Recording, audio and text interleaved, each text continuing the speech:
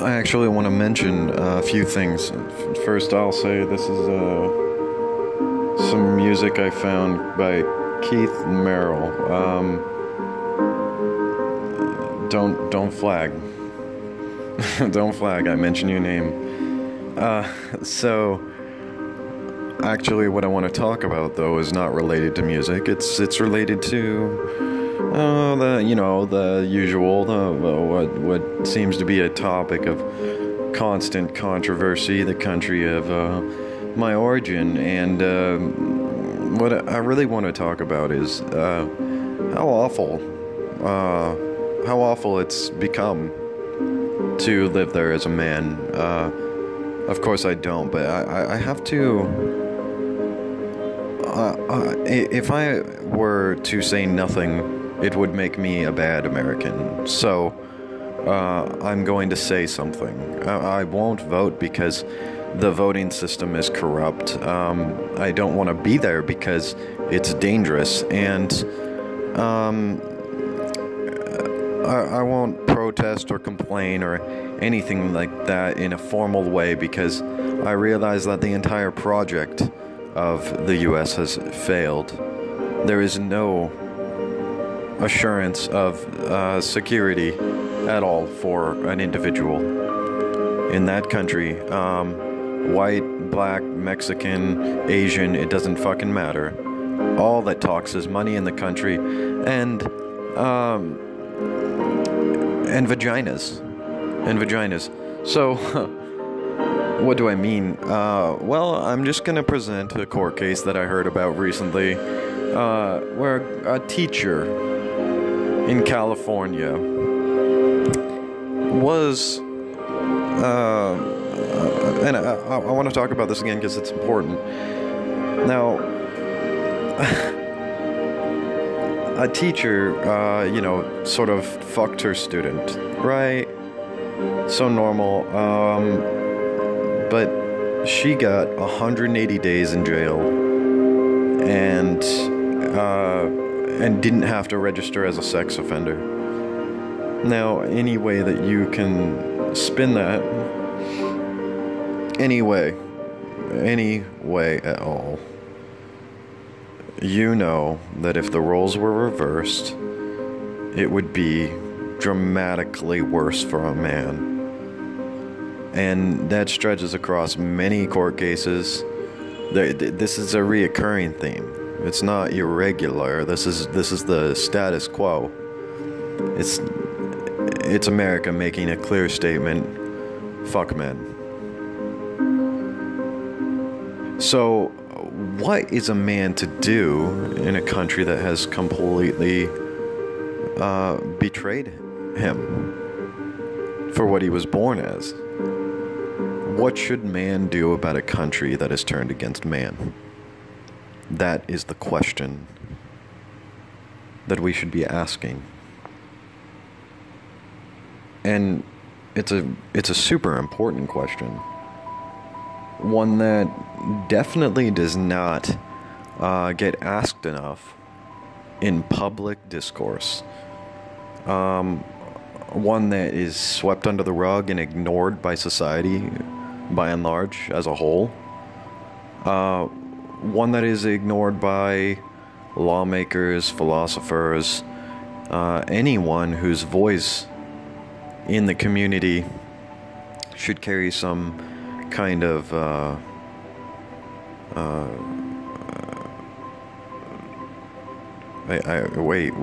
investment.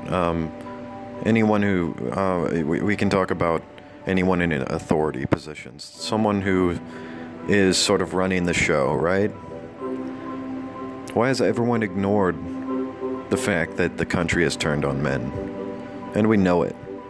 We have so much evidence for it now. You just need to go and look at court cases and you can see. The country has turned on men. Not only has it disproportionately punished men for worse for the same types of crimes, it ignores the natural crimes of women, at least they should be considered crimes, but they aren't. There's some things that women do that aren't considered crimes, that are just as harmful as things that men do naturally that are considered crimes. So one of two things needs to happen on that front. First of all, you have to let go of some of these minor crimes that men do naturally, that they're more prone to do. Or you have to punish the minor crimes that women do naturally. And I don't know why men are, and society as a whole are so readily able to accept that basically just men are criminals. They're just bad people who, and that's why when you look in the prison system, you can see there's way more men than there are women. Because it's not just, oh, well, men are more criminal. It's that we've invented more crimes that men do because nobody pays attention to what women are doing. And then the other side of that is that for the same crimes, women get lesser punishments. And let's not even talk about the fact that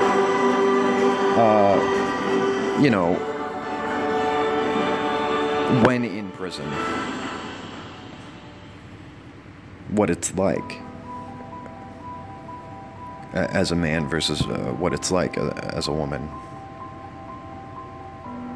Because you can say, oh, it's the same condition. It's not the same conditions. It's definitely worse for men. And you only need your imagination to know why. And nobody's going to disagree with that. 100 times out of 100 times, everyone will choose to be surrounded by women than men in a prison. So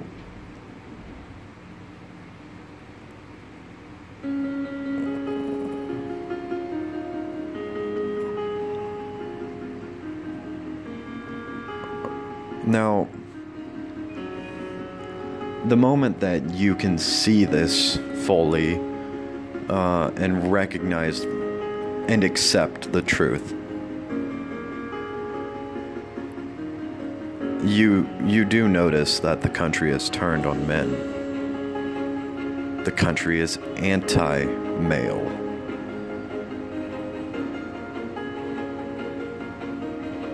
Now, if you're listening to this, I want you to ask yourself a question. If you're a man, what are you protecting and serving? What are you defending? What are you standing up for? Do you serve justice? And I think that if you're a thinking man, and you probably are, you know that you're not serving justice.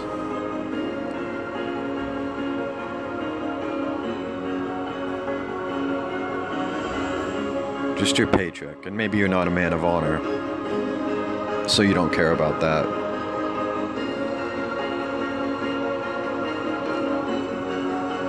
Then I would ask you, why act at all like you value this system?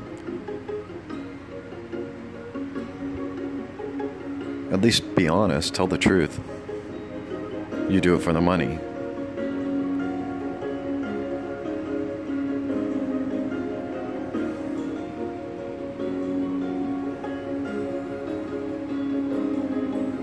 So, I just want to summarize this by saying, in a country that is anti-male, a man has no business defending it. And you can say, oh, well, we're working on it. No, we've been working on it for a long time. At what point do you look and realize that we've been building hell? That's what it is. Building hell. A perfect conglomeration of everything that you hate about humanity, reinforced by violence. That's not any sort of enterprise anyone should be interested in defending, especially when it's anti-you.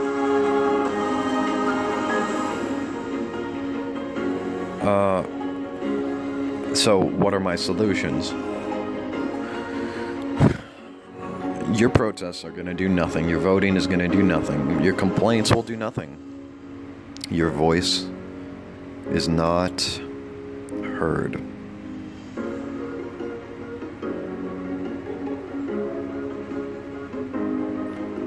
No, I left. I'm not there, but I think that it starts with the notion that political nihilism is actually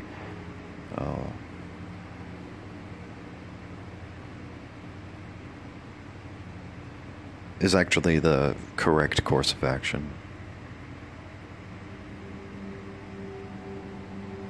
In that destruction for the sake of destruction at this point has become an end unto itself. Start with the courthouses and work your way out.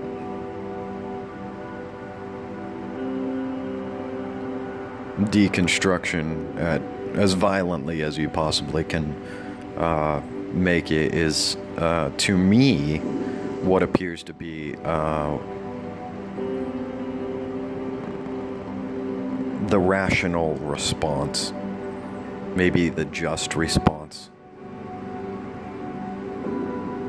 And I don't mean to say, oh, go do this. I don't mean to say, I mean to say that look at your circumstance. Look what you're building. Look what you're fighting for. You're struggling for. What are you worth at the end of the day? What are you worth? What have you done for the world or to the world? Is your great moral triumph to what? Be a worker drone? Have a family? You're a nothing in the scheme of the world until you do something.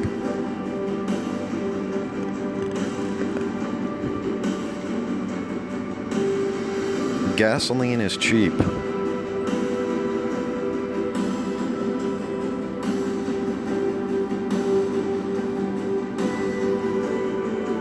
I think that if man endeavors to free himself from his own oppression, that might be one of the most moral acts that you can take, because in freeing himself from his own oppression, he might free other men from his own oppression.